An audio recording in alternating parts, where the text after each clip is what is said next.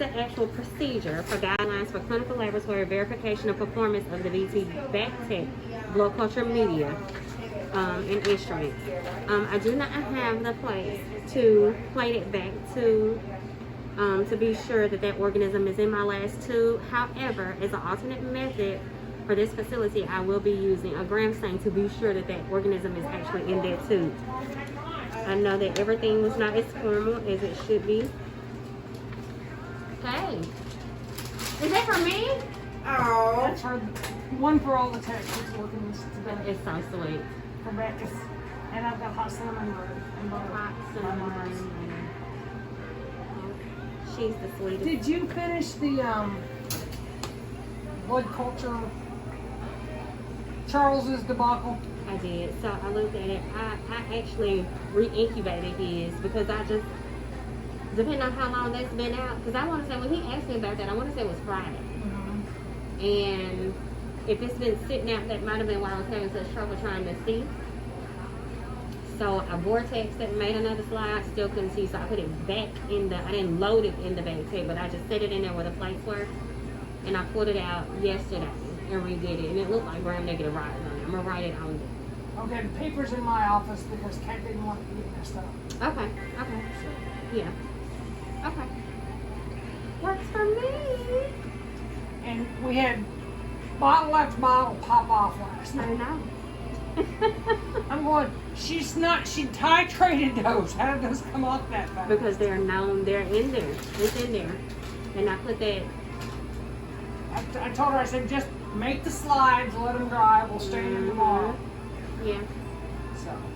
I just finished these two.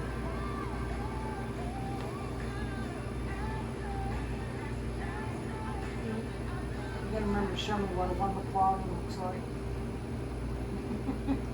Remember, I got more bugs probably coming today. It's this tube right here. She had to put it back in the back in to incubate some more because they were very tiny, whatever she's sending me. Oh, okay, okay. Hard to grow, so they may come this morning. It's hard to see. By the time you get to your last tube, it's going to look like nothing's in it. It's going to look clear. Okay. It's going to look like nothing's in it because it goes from this.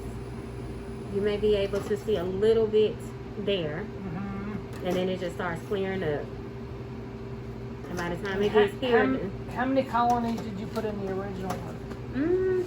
It depends on the bug. If it's mucoid like that clay, not many. But like that strep pyogenes, I mean, because it's so small. So it's going to depend on the size of the plant. Okay. Yeah. And that's it. So there's one of these for Texas and okay.